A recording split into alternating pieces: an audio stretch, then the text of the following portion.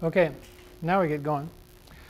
So this class has been going this way. We discuss some basic ideas, and then we talk about a diagnostic or two, and then we discuss some basic ideas, and then a diagnostic or two. And so today is going to be all about basic ideas. And it's probably the lecture that's going to drive you out of this class. But hope you didn't eat too much for lunch. We'll see how it goes. I'm going to start out with this lecture talking about atomic systems, and then a little bit about molecular systems in terms of just rotations and vibrations. And then in the next lecture we talk about what happens when there's electrons around the rotations and vibrations of a molecule. And then we talk about what does the OH spectrum look like and what do we know about OH. And then in the final lecture we talk about things like line strengths, line broadening, all that kind of stuff. So this is the class on spectroscopy for if you're going to do a resonant process. Up until now it's been non-resonant. So I like to start with atoms because atoms, I think, especially a one electron atom, is much easier to understand. And we can end up talking about all of the same important physical processes that go on. Talking about just a one electron atom, it's a little bit easier to see what's going on. And then after that we can talk about molecules. So I want to talk a little bit about quantum mechanics, and then talk about energy levels and transitions between energy levels, and then talk about solutions for a molecular nucleus, a diatomic molecule, just the nucleus. And then after the break we'll bring the electrons for the molecule in. So we want to talk a little bit about quantum mechanics. Has anybody had a class in quantum mechanics? So a few people have. So probably know what we're talking about. Yeah, I was talking with one of the other instructors in the other class, and it's like this is a really interesting course because each class, everything that you talk about, there's a student in the class who probably knows more than you do, but there's also a student who's never seen this before. And then in the next class it might be flipped. So that's an interesting thing about this class, actually. So here's a spectrum. This is a simulated spectrum. You can tell that just because it's so clean and nice and it spikes. For nitric oxide, this is just an infrared. When we say rho vibrational, that means we're looking at rotations and vibrations and we're not involving an electronic change. For nitric oxide in what's called the fundamental vibrational band. In other words, the change in the vibrational quantum number is from 0 up to 1. So just from the very lowest to the next one up. And you see we're looking at peaks in the lines as a function of wavelength. Okay? So now we need to think about the spectroscopy of this thing because we're going to make a spectroscopic measurement. So the spectral location, which is the horizontal axis here, at what wavelength do we see things, is important. Also, we have to worry about the strength of the response, these vertical spikes, okay? And then we also have to think about line broadening. This is just what they call a stick spectrum, which means there's no broadening going on. But that's also something we have to think about. I mentioned that before. It's the broadening is distributed. And we actually write it as like a probability distribution. The integral over the line is 1. So if the peak falls down, this thing gets broader, but the whole thing kind of mishes out sideways like that. And it makes a difference in terms of the response you'll get, how big a signal will you get. So they're all important. So this lecture is just going to talk about these positions along this horizontal axis. In fact, the next lecture will talk just about that as well. And then finally, in the third lecture, we'll talk about the peaks and the line widths. So this is an old idea from when I was a student, a young kid, you know, and they would show you these pictures. You can just forget about this. I think it's a silly picture. This is a cartoon of this is what I use in my head. I make pictures in my head because I guess I'm an ape-descended life form who has to see things with his eyeballs. And so this is the picture I make in my head. So we have a nucleus with neutrons and protons. And those are described by wave functions, or probability density functions, you could say. Here, this cloud I'm drawing you here is an electron probability distribution. It's a negatively charged thing, and it's describing an inner product of two different wave functions, and we'll talk about that in a minute. So the first question is, do you accept the idea of material waves? Actually, I read a lot about the history of the development of quantum mechanics, and it was really interesting. When you think about it, the people who developed quantum mechanics were kind of at the level of a mechanical engineer with a PhD who was now wandering off into entirely new things. You know, engineering is applied physics, applied physics, let's say. And you get to a high level in engineering, you're pretty close to being an applied physicist or chemist. And so they were a little bit like maybe a PhD level mechanical engineer who knew nothing about quantum mechanics. They used to get in huge arguments. And I was really impressed with these people because they realized these things that they absolutely could not see. But they used to get in really massive, horrible arguments in hotel lobbies and things, calling each other idiots and so forth. So they struggled a lot. And this was one of those struggles, material waves. De Broglie said that if they actually succeeded in showing that a photon had some sensible mass. And so de Broglie said, okay, if a photon has sensible mass, then mass must have some sort of wavelength. And so he postulated this. The wavelength of mass is given by h, the Planck's constant divided by p, where that's the particle momentum. So here is a picture of a cooled and trapped, two cooled and trapped atoms. You can cool and trap atoms by going to very high vacuum and using lasers to hold them in place. That's how Stephen Chu won the Nobel Prize. Here are two of them. So if they're highly cooled, which means they have very low momentum, which means their wavelength is getting bigger so you can actually see this thing. Here are two of them, two atoms next to each other, and you can see an interference fringe between the two atoms. So a long time ago in the 1920s, during the days when they argued about quantum mechanics, they had never seen this thing, but you can see this thing now. How did they measure this again? They looked at the propagation of another laser through that ensemble and projected that.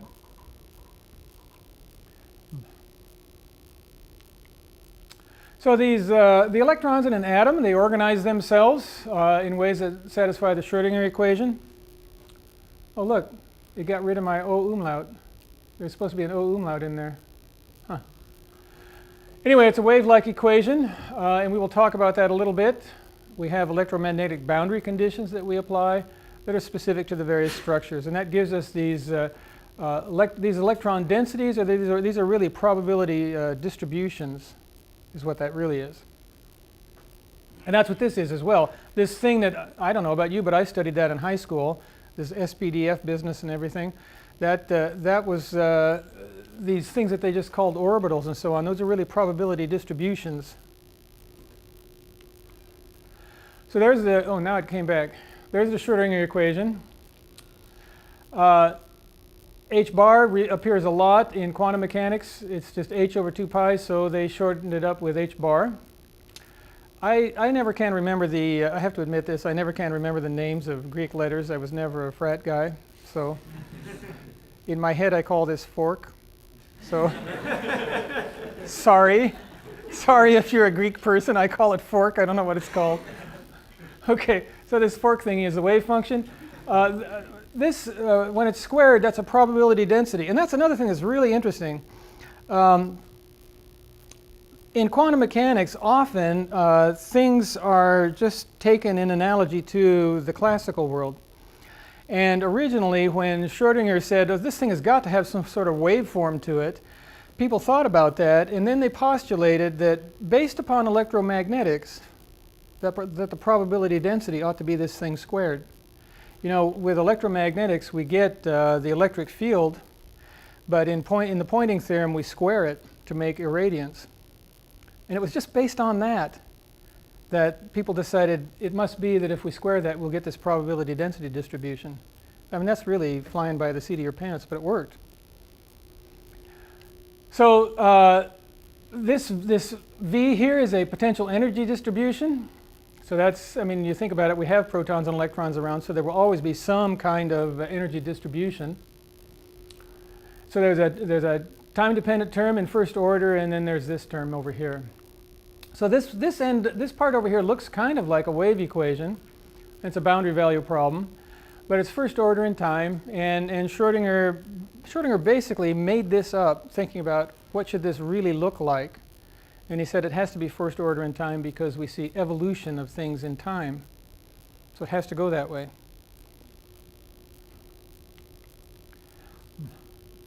We can remove the time dependence using separation of variables, and that gives us this stationary Schrodinger equation, which we talk about a lot. So MA can be a generic mass. It depends on what kind of problem we're trying to solve. This lowercase fork is the stationary wave function. This is the potential energy distribution, just like we talked about before. And then E is the energy of the system. Yep, it separates that. When you separate it out, you get that. So this is an eigenvalue problem. And in fact, Schrodinger's first article where he proposed this form, the title of it was Quantum Mechanics is an Eigenvalue Problem. That was the title of his paper. So this is the eigen function, E is the eigenvalue, and these terms here are called the Hamiltonian operator. So in quantum mechanics, solutions to this eigenvalue problem produce an observable, which in this case is E. We can observe energy spectroscopically. That's the horizontal axis of that spectral system, right? Now, I don't know about you, but well, the first time I studied quantum mechanics, I did it as an undergraduate in a physical chemistry class. I was a mechanical engineer, but I decided I liked thermodynamics so much, I signed up for a year of physical chemistry. And people acted like, oh, it's just perfectly natural that the Hamiltonian would be that. And a lot of times I would talk to people and say, I mean, is that obvious to you that the Hamiltonian should be the operator associated with energy? And they would all say, yeah. And I thought, I don't see it. So I went back and studied classical physics, and it turns out that there's a whole form of physics that uses a Hamiltonian operator. It's not inconsistent with Newton's laws, but it's a different way of solving a dynamic problem. And it works best if you have bodies in 3 dimensions that are moving within a potential field. And you can solve those things classically. And actually you get a classical Hamiltonian that looks very much like this. There's a concept in quantum mechanics called correspondence. If we have something in classical mechanics, there should be a corresponding thing like an operator in quantum mechanics, and they should be similar to each other. Well, they are, it turns out. And actually, I wrote a whole chapter in my book about that, about classical Hamiltonian dynamics and why the Hamiltonian is the you have to write a whole chapter on why it's obvious. So not obvious, but I finally was able to satisfy myself that, yeah, this is, I see why. I don't think it's obvious myself. So if it really bothers you, then go back and read that chapter, but you'll see that, in fact, this does make sense as the energy operator. If you take quantum mechanical correspondence and convert the classical Hamiltonian into this, it makes sense. It depends on how much time you have. I spent maybe 6 months convincing myself, but I'm slow. The Schrodinger equation can be confusing. At least I found it confusing at first when I was taking this physical chemistry class, because there are several outcomes to one equation, and that's what would confuse me for a while. So if we solve for the eigenvalue, we have expressions for quantized levels of energy. It turns out we can also solve for momentum, because momentum squared, if you think about it, if I square momentum and divide by mass and 2 times mass, that's the energy, the kinetic energy, right? Momentum and energy are related to each other. In quantum mechanics, we say they commute with each other, okay? So if we're using a formalism, a particular formalism, if operators commute with each other, we can use the answers and share them back and forth. So not only can we get an answer for energy from Schrodinger's equation, we can get an answer for momentum.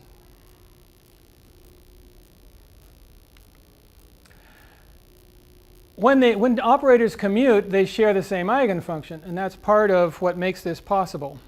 So that eigenfunction would work for momentum and it would work for energy if we solve for that eigenfunction.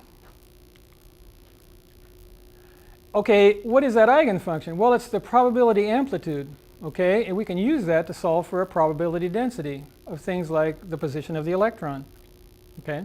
That shell structure. We can find expectation values of things like the transition dipole moment, and we will talk about that in the 3rd lecture, Where does the quantum mechanical transition dipole moment come from? It's an expectation value based on the wave, the fork. Okay? So that's cool. But you see, the one solution, you have to go down several different paths to get these various solutions from the one equation. But the one equation can give you solutions that you can use for all of these things. And so sometimes you'll read something where they've solved for one thing, and later on you'll read something else where they've solved for another thing, and you say, wait a minute, it turns out you can do that. Especially when the operators commute, solutions can be shared. So this potential energy V that we stick there for a one electron atom is just this. Classically speaking, you can take a classical potential. It's just based on the charge difference between a positively charged nucleus and a negatively charged electron. We're going to assume it's not time dependent because it's just dependent on position R. And Z here is the number of positive charges in the nucleus. So we can solve a one electron atom problem using a fairly simple potential function like that, which is why I like to start with this.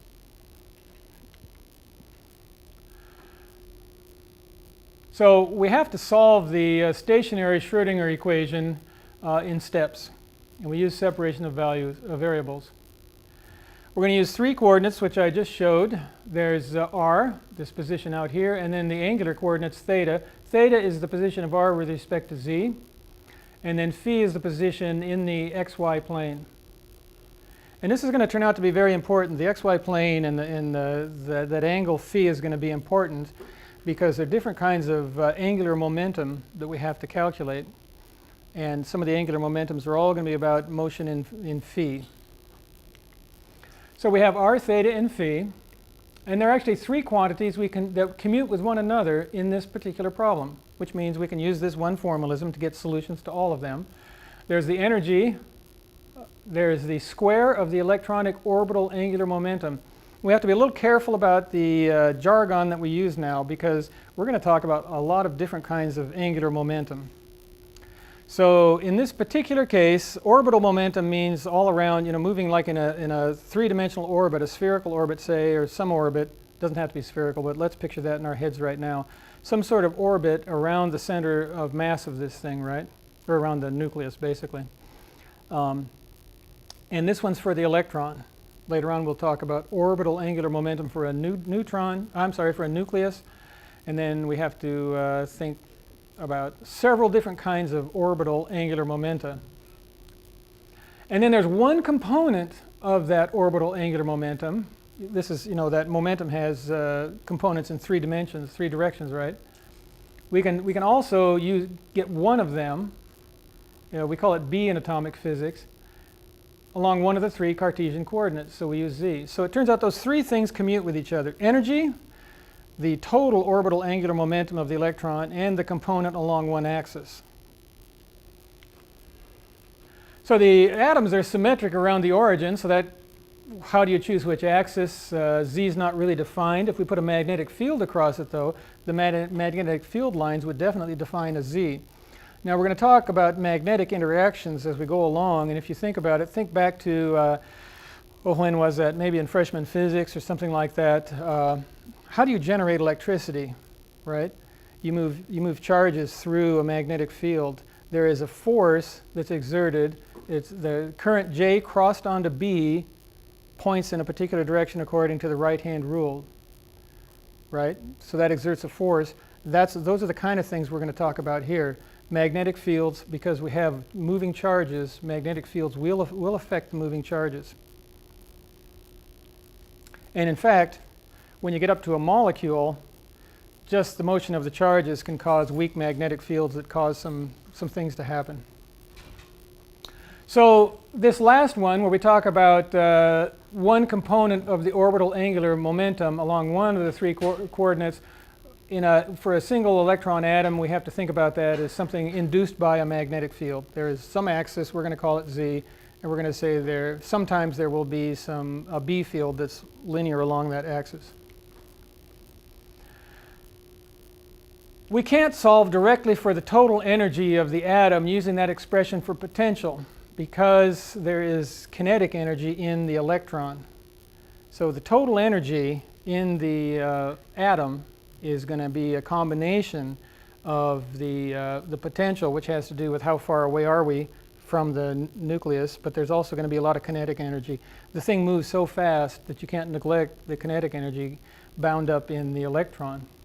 So when we talk about energy of the atom, we have to think also about orbital energy. So the solution to this thing is like one of these Russian dolls. That's how I think about it. The first solution is small and simple, so that's this little thing, okay? We're doing a separation of variables, but we're going to be strategic about it. When we separate variables, we're going to take the small, simple one first. Then we'll get a solution, and we'll insert that into the next simplest problem, which we'll stick that in there, and then so on and so forth until we build this thing up to the full solution for the one electron atom.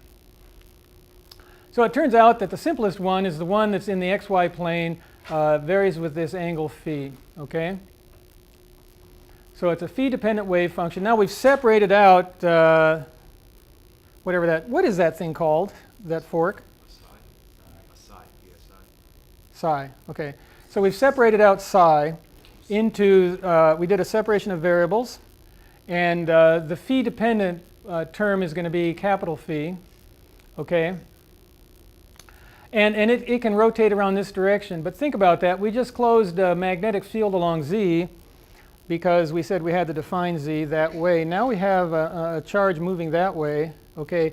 The force on it's going to be expressed in that direction by the right-hand rule, which is why it's along Z. So it turns out this particular solution is fairly simple. It has to come around and close on itself every 360 degrees. So that particular wave function gives us this solution, which is very straightforward. We call this m the magnetic quantum number because we define Z that way. So that's fairly simple.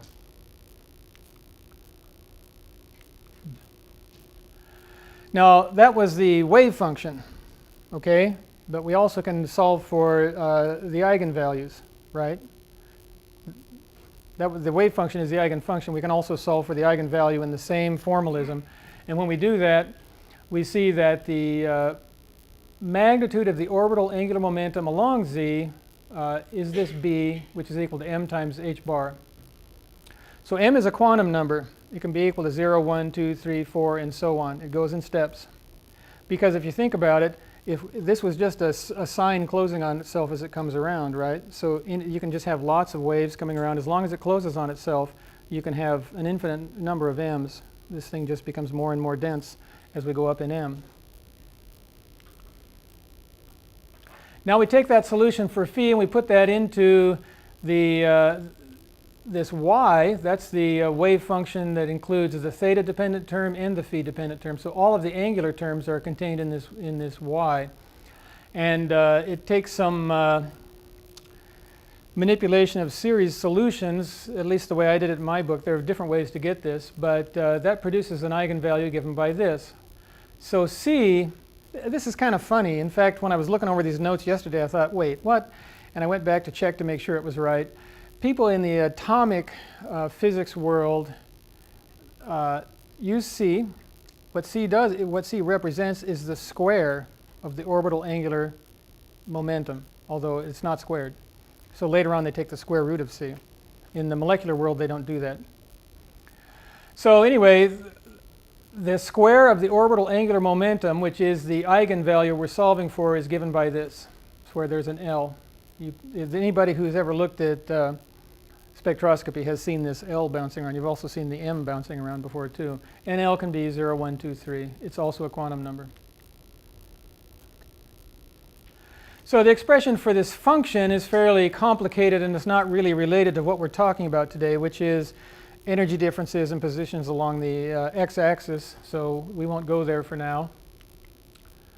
We also find in that solution, though, that L is bigger than or equal to the absolute value of M. So L has some value, okay? M can then take a number of values. So M can take these different values and still satisfy that condition. And in fact, M is now renamed M sub L. It's typically called that in atomic physics. And you'll find that often. The terms that are expressed along the axis Z have the potential to point up to not point or point down. And that's how we're going to get splitting of lines and all kinds of things, because they'll have the same energy, but they can point in different directions along that axis. That means this thing C, the square of the orbital angular momentum, is quantized with component square root of C along Z, given by B with quantum number ml. So those are components along the Z-axis. So there are two L plus 1 values of B and of M sub L. And you're going to see these two L plus 1 type expressions all the time because, as I said, you can go up or down, or you can just not go. You can also be in the XY plane because there are quantum numbers that are allowed to be 0. Now we plug the phi and theta solutions into the stationary Schrodinger equation, and it gets messy. So I'm not going to go there, but we get this answer for the 1 electron atom. So the E is now quantized as well with a quantum number n. Mu is the reduced mass. That's right there. You multiply the nucleus and the electron, and then you add them, and that makes a reduced mass. N is called the principal quantum number, and it takes integer values starting at 1. And you have probably seen things like this in the past. So the solution for the Eigen function is complex, and it's not related to what we're doing, so we leave it out of here. It's hard to see, if you stare at that, it's hard to see that those theta and phi solutions went into producing this solution. It's not obvious, but they did. And one outcome is that n minus 1 has got to be bigger than or equal to L. So there's a relationship between all three quantum numbers. So the electronic energy is quantized via this number n, and so there are specific allowed energy levels. Only very specific levels are allowed. And changes in energy stored in the atom have to occur between those states. So you have to go, here's for n equals 1, n equals 2, n equals 3, and n equals 4. Now over here I'm plotting L. L can take these values. L is dependent on n as in that expression I just gave you. So as we go up in n, we add numbers of L. So you can hop from one level to the next. Notice that for an atom, for L equals 0, we call that an S state. 1 is a P, D, F. I'm sure you're familiar with those terms. They're based on spectroscopy, very early spectroscopic observations of these lines. And so they don't actually make much sense, but that's what we use. There are also selection rules. You can't just go bouncing anywhere. Okay? Delta n itself can be equal to anything you want, but delta L can only be plus or minus 1. Notice how these things are only going to their next neighbors. This one can't go bouncing all the way over to there. Okay? And delta ml can be 0 or plus or minus 1. Some states have the same energy, even though they have different quantum numbers, like these two right here. They have different quantum numbers. This is an S and that's a P, but they have the same energy because n is the same, and those are called degenerate.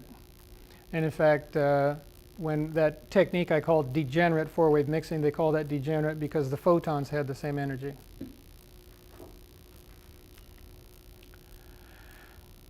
Now we have to talk about spin, and I always found this annoying because it's like, I thought we were done, but we're not. You have to worry about spin. Spin controls a lot of things.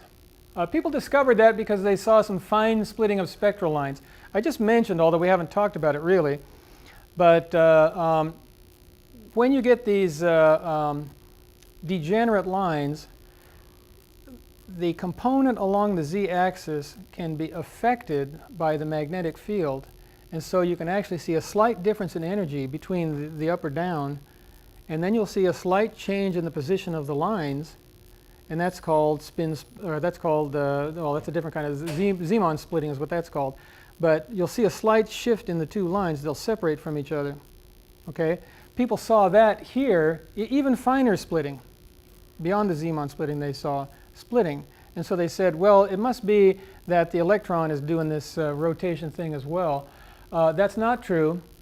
It behaves like it has intrinsic rotation. Now, I actually liked that wording the best. It behaves like it has intrinsic rotation. And so it can do some of the same things. Well, let's put it this way. It manifests the same kind of spectroscopic structures. So the postulate was that there was a spin angular momentum similar to C. Remember, C was supposed to be squared, but not, because for some silly reason people didn't want to square it. Now we have a square given by that. S would be the total spin quantum momentum, and this little s is a spin quantum number, which is analogous to L if you think about it. We had this orbital thing happening. Now we have this little thing happening. But as it turns out, S can just be a half. So there's also an SZ along the z-axis, right? You'd expect that. And these are the quantum numbers. I didn't put down that S is equal to a half, but it is. Oh, there it is. The only experimental discovery that said, okay, we're going to have to limit this theory is that S is equal to a half. And the selection rule is that when you're going to make a transition, you don't want to change the spin quantum number. So this MS, M is being used specifically because this behaves somewhat like orbital angular momentum, except that it's not orbital, it's just the spin momentum. So, and it has components along the z-axis just like orbital does. So it's like a little baby orbital signal. So we use some of the same terms, which is why we put the sub L on M last time, to keep the two of them straight. So when you have a transition from one quantum state to the next, and it's optical, we've already talked about that, absorption or emission, then the energy difference between the two states is related to frequency by this expression here. So this is the delta E in the atom, and that's the light right there. So here's a simple example. This is the Balmer series of the hydrogen atom, and this is where people first started discovering these things. I used to be a professor at the University of Lund in Sweden. I was there for 4 years in combustion physics, it's called. And it was kind of cool because almost every day I walked past the building where Rydberg did his experiments, which produced some of these very first lines that caused people to realize something's going on. His discoveries of these emission lines from hydrogen in a flame were one of the things that started people questioning what's happening. Although in Swedish his name would be pronounced Rydberg. None of us use that in the rest of the world. So that's just for a single electron atom, and H is one, which is why he was studying it. Multi-electron atoms, they're a lot more complex. They have more complex energy level structure and so forth. There are techniques for dealing with them, but I don't want to go there. I want to talk about molecules instead. I just wanted to talk about the single electron atom so we could talk about things like the expression of spin along the z-axis and so forth. So molecules are more complex. Diatomic molecules are nice, especially as examples, because there's just two nuclei. And the coordinate connecting the two can be called the z-axis. That's kind of a natural z-axis now. And they're actually important to combustion. So let's talk about those, and then we talk a tiny bit about molecules with more atoms. So I think in terms of an electronic probability density distribution, which I tried to draw there, it's an electronic psi squared, and it surrounds the nuclei, and it holds them inside a potential well. This kind of image here is possible only because we're discussing a diatomic. As I said before, this R can be plotted along this axis here. And so this is energy versus R, and that's the equilibrium position. And this potential well, which is formed by this electron probability distribution, is what's responsible for bonding. I think of it as something almost like, well, a big distributed rubber band or something like that. It's an extensible boundary. It's not a hard boundary, maybe like a membrane. And the nuclei can vibrate inside that. And part of the reason I'm talking about it that way is later on when we talk about Raman or something like that, the signature of the nuclei is actually present in the electron cloud. The signature of the motion of the nuclei is also present in the electron cloud. So it's not ignoring the presence of the nuclei. Energy in the molecule is quantized, and so vibrational energy is quantized. Okay. So the two nuclei are literally oscillating within the potential well. They really are doing that. In this case, we only have the one dimension, so we only have the 1 degree of freedom for vibration. At the small r end, they actually get too close to each other and drive each other apart. And at the big r end, the electron cloud draws them back. Until we add too much vibrational energy, we step our way up here, and this thing can dissociate. The whole thing comes apart and turns into two atoms. So we've seen this before, two electronic energy states. We always call the ground state, the lowest state, the X state. And then we go from A to B to C. So that's an excited valence electronic state. And then there are these other levels as well. So the valence electron hops to a different configuration going from X to A, and that's important to know. In fact, in some books like Hertzberg, you'll see these potential wells drawn out, and you'll see that sometimes the A state is shifted way over. It's got a different shape. Sometimes, in some molecules, this shape will have a very, very low well, and then it goes flat. Some molecules will do that, and that's what's called a pre-dissociated state. And so sometimes when people were doing LIF, they would actually pump it from down here up to there, and the thing would dissociate immediately. That actually gets rid of this quenching problem, although it's a different issue. So the vibrational energy is characterized by quantum numbers. V double prime is the vibrational number for the lower electronic level, and V prime is for the upper electronic level. I always had a hard time remembering those. I mean, I'm not one of these people with a memory for details. So I always think in terms of a pyramid, you know, that it's bigger at the base. I had to play these games. You wouldn't believe the things I had to tell myself to learn Russian. Those things are too rude to repeat to people. The molecule can also rotate, and rotational energy is also quantized, so we use J as a rotational quantum number. So J double prime and J prime. We're going to talk a lot about how do you get to that J and go through a lot of steps to find what that J is equal to. So there are a large number of energy levels, and transitions can occur between all of them according to selection rules. And as always, the energy difference between these levels can be related to an optical wavelength. So let's talk about just the nuclei of a diatomic molecule. We don't want to talk about electronic structure till after the break.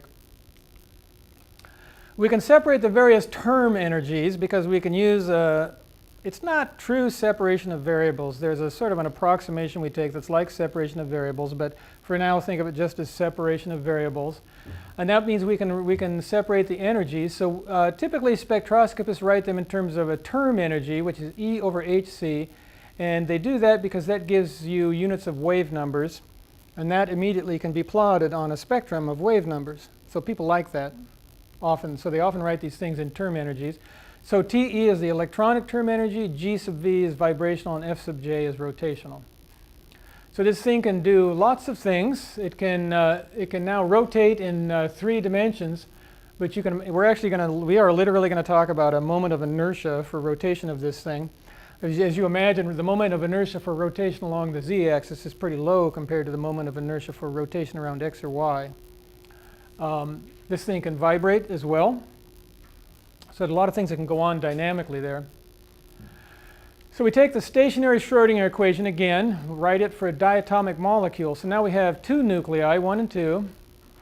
And without talking about positional dependence, we can write it this way, where there's a nuclear term of the Hamiltonian and an electronic term in the Hamiltonian. And then there's a potential again. But it's the same eigenvalue equation with a slightly different Hamiltonian. Now this mu is the reduced mass as before. Me is the electronic mass. N is the number of electrons. And again, we have some potential. But this time, when you say we have more than one electron. So this V has to represent 3 different kind of potential interactions: electron-electron repulsion, electron-nuclear attraction, and nuclear-nuclear repulsion. And those actually are all built into the expressions that you solve, which we won't go there today because we don't have time. Now we apply this thing called the Born-Oppenheimer Approximation, and it basically says that the electron is so blindingly fast that as it's going through its motions, it looks almost like the nucleus is sitting still, like the nucleus is stationary. And so we're going to say that the r, the distance between the two nuclei, will be a parameter in the electronic Schrodinger equation, but it's not going to change within the electronic Schrodinger equation. It'll just be a parameter that's carried along. And then we can take the electronic part out of the nuclear Schrodinger equation and solve for the nuclear equation. Right now, it turns out that a hot topic in chemical physics is what they call non-Born-Oppenheimer molecules. And I don't even want to hear about it because it's like this is what we rely on. So when I talk about how fast the electron is and how when we do Raman there are these signatures in the electron cloud that are imposed by the nucleus, but we're not going to affect the nucleus when we have this interaction, it's all based on this Born-Oppenheimer assumption. So just like the one electron atom, the energy of an electron cannot be solved just using potential energy because the electron has got kinetic energy. So as before, the best approach for the electrons and for the nuclei is to solve for this problem of orbital angular momentum squared first and figure out the rest of it later. It's actually not easy to just write out on a piece of paper or in 30 pages of a book how to calculate the energy of the electronic states and their wave functions. There are people now who use molecular dynamics simulations, these ab initio techniques, and they calculate these things for actually some fairly complex molecules, but they're doing it on a supercomputer, and that's a world I'm not familiar with. But there are people who can work these things out. I don't use their results right now, but they can do that. And in fact, there are people doing research on unusual molecules, even in combustion, unusual molecules that seem to have an important kinetic effect. They can get there's people at Argonne National Labs, for example, who do this, and they will calculate these things for somebody who really needs to know them. But usually, at least for the work that I do, I still, because I'm an old fart, I still use old-fashioned stuff. I use measurements that are reported in papers and things like that, and use that as the electronic term energy. And actually, what you call zero of the term energy is up to you. So we usually say that the X state has zero electronic energy. That makes a lot of things simple. And then we use the measured delta E for the term energies for the higher states. So we won't talk too much about that, except to talk about how does the electron interact with the nuclear energy levels, which will be in the next lecture. So for a diatomic molecule, we can solve for rotational and vibrational states with varying degrees of accuracy. So we'll talk about that. So the nuclear Schrodinger equation, if we remove the electronic terms and leave r in the electronic Schrodinger equation as a parameter, we get this Schrodinger equation. It's like separation of variables for the nuclear behavior, and that's this chi is the nuclear wave function, and E sub r here is the electronic potential distribution, and it's the eigenvalue from the electronic Schrodinger equation. So that's how the electronic term figures in at this point. It's actually the potential field. If you think about it, that makes sense. Before we talked about what's the potential between a positive and a negative charge, which we know from statics, electrostatics. Now we have a much more complex potential distribution, but it's somewhat the same problem. So it looks almost identical to the one electron atom, except we got rid of VR and now we have ER. So just as before, the nuclear solution is going to go the same way in this Russian doll pattern. We'll start with phi, go to theta, and talk about a full solution. So we go back here. Now we have the nuclei along this axis. And in fact, because there's motion of various charge distributions, you can generate magnetic fields which then affect other behaviors in the molecule. So you don't, in this case, sometimes you'll see magnetic effects even without a magnetic field. So we start with phi. There's a phi-dependent wave function, this one, and you get this answer which looks exactly like the one we had last time. Think about that, though. That last one was an electron around a positive nucleus. This is actually two nuclei rotating. But we get, if you think about it, it makes sense that the physics would be similar. So we have a capital M now, the nuclear magnetic quantum number, same form. We can solve for the component along Z, and that looks like the component along Z from the last solution. It's just M times H. So that's the component of the phi-dependent rotation along Z. So we put a sub Z on that L because that's the component along Z. And M is the magnetic quantum number because you will see an expression of that along Z if, in fact, you use a magnet. You will see splitting. So then we take that solution, we put that into the combined equation for theta and phi, and we get this. Notice we squared it this time.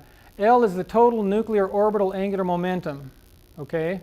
And that's equal to something that looks remarkably like the one we had for the atom. With it had little L's. This time we have these script J's. And J is the nuclear angular momentum quantum number for those two angles. And I'm using a different font for that J because that's not the J of the total molecule. You know, we had those J's for the total molecule. That J has to include how does the orbital angular momentum of the electron couple to the orbital angular momentum of the nucleus. And we'll talk about that in the next lecture.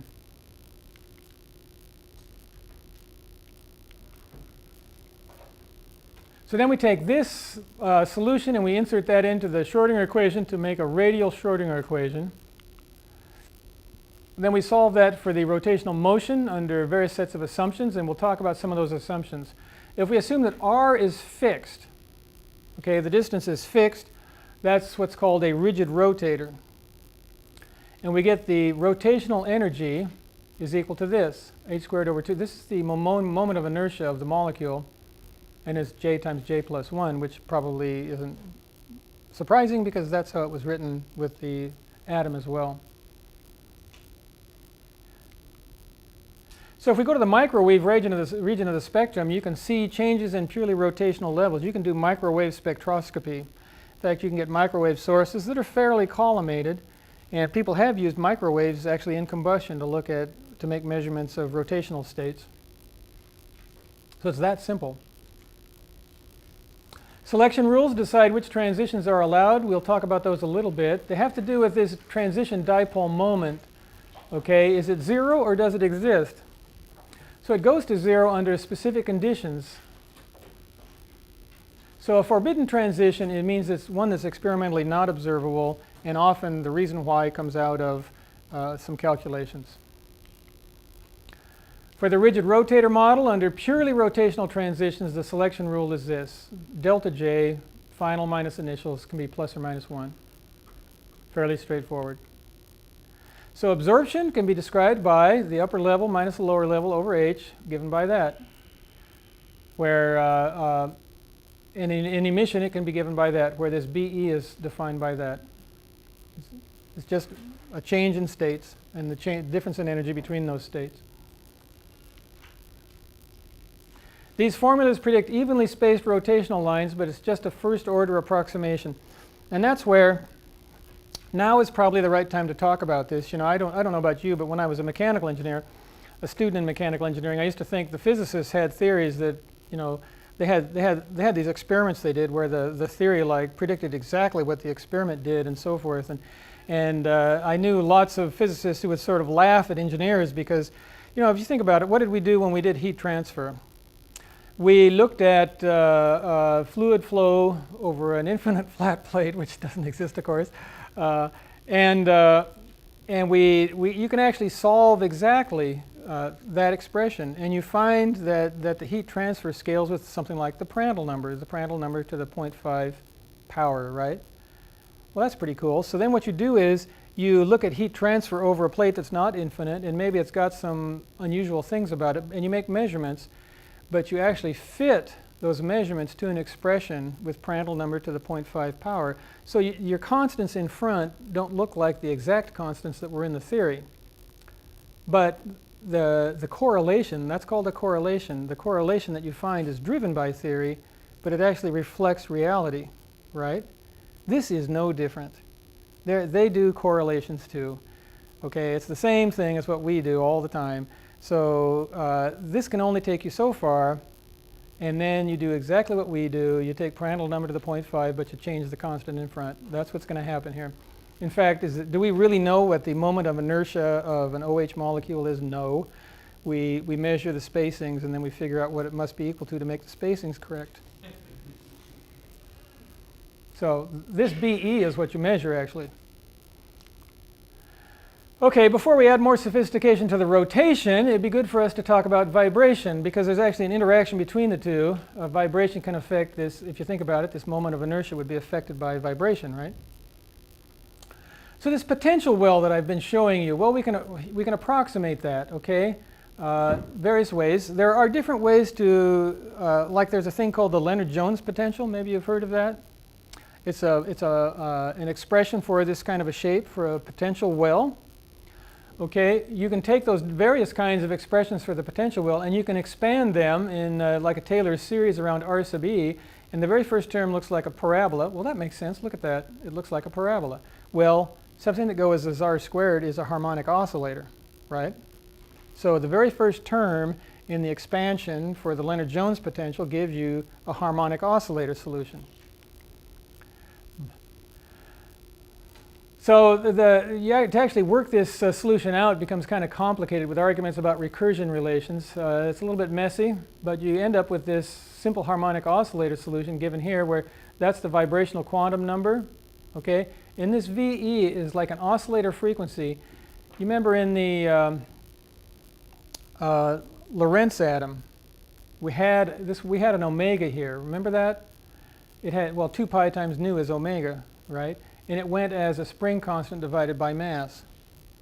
So this is one of those cases where after all of this messing, we end up with something that corresponds to something in classical space. So that's a kind of a natural frequency. And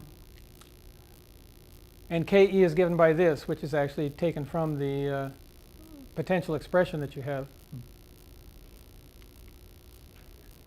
Notice that we had V plus 1/2. V can be equal to 0, but because of the 1/2, the vibrational energy never goes to 0. So let's say we call the X state 0 electronic energy. Even at its absolute lowest, there will still be energy in the molecule. So if we have a harmonic oscillator, the selection rule is the change in the vibrational quantum number can be plus or minus 1. And for an electronic transition, it can also be 0.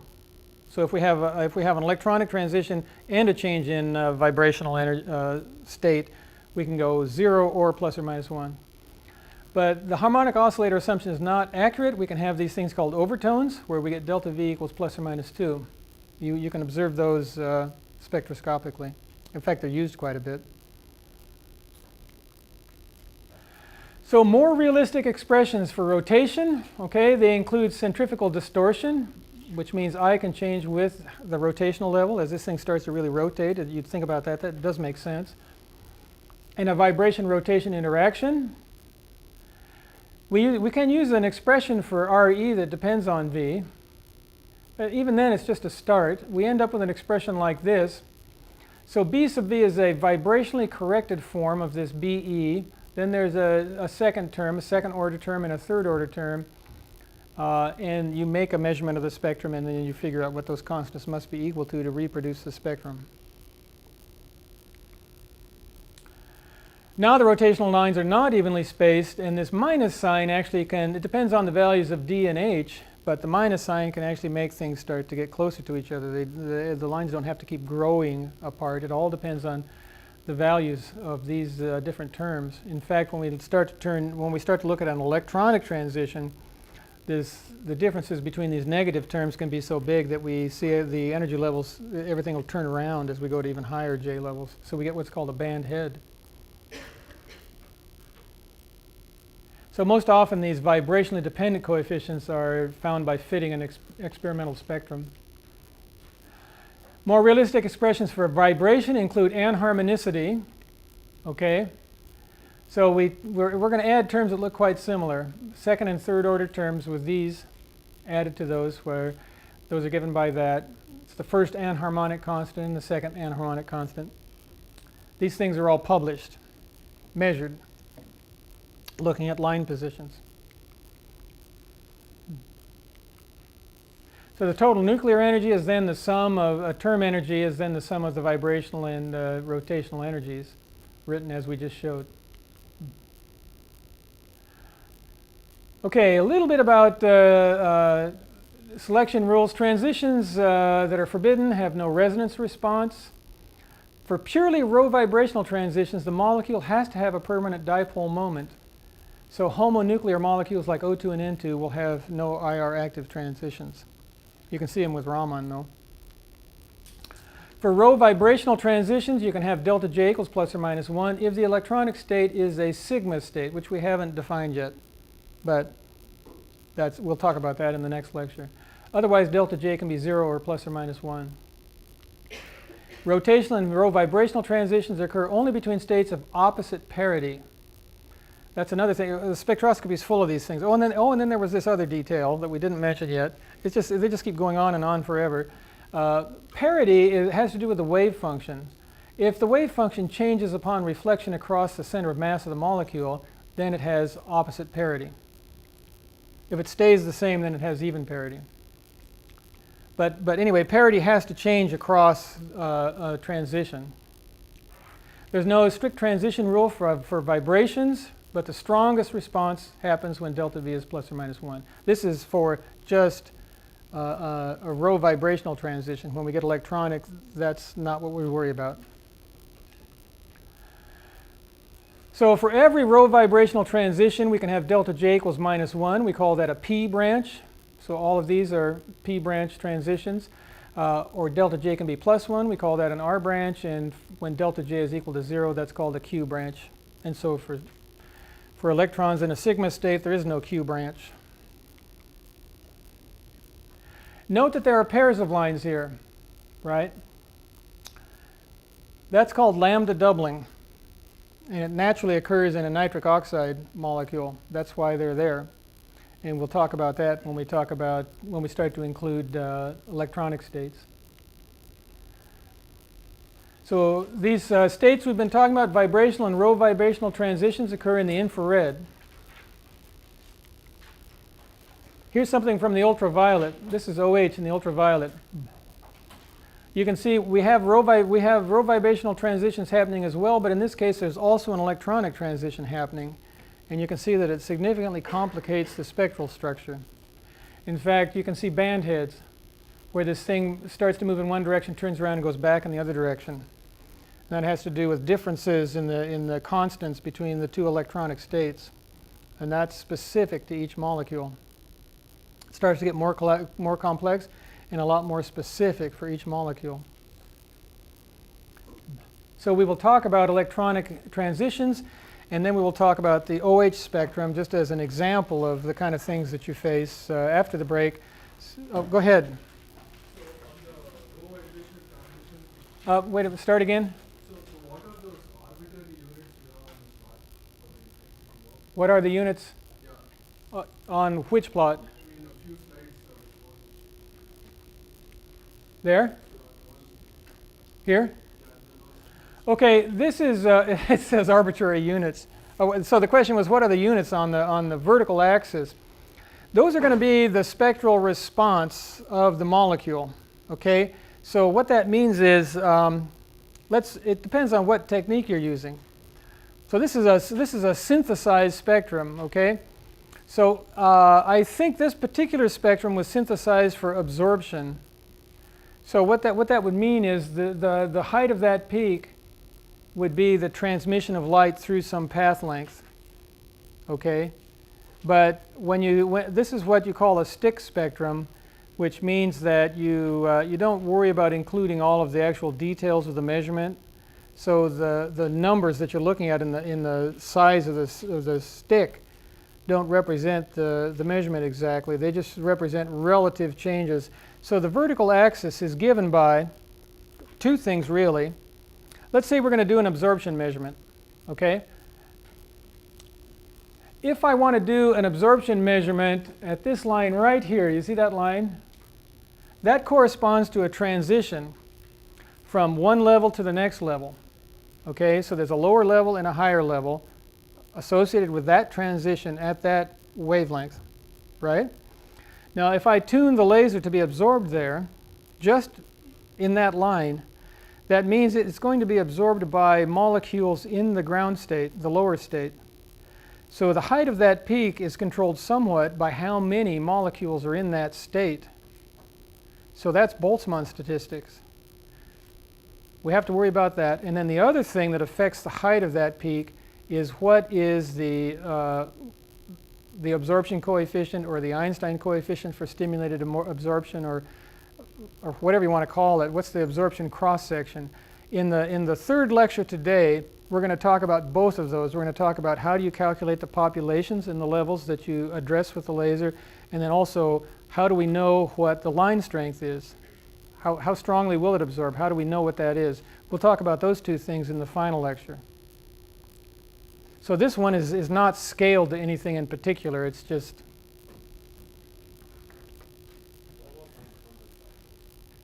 I'm going to talk about what about Frank-Condon factors? Those are controlled by changes in electronic states, right?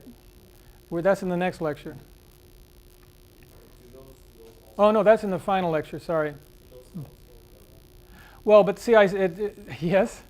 The Hahn-London factors also control that. So that's why I was getting at. There's actually like 25 different ways to describe a line strength, which is, I was trying not to go there right now, but they all actually describe the same thing. So the final lecture will talk about that. How do you know which one's which, and how do you deal with those? Because the combination of a quantum dipole with a Frank-Condon and Hahn-London factor gives you that. So does a published an Einstein B coefficient for that thing. So does the oscillator strength for that. They all tell you the same thing. We'll talk about that later.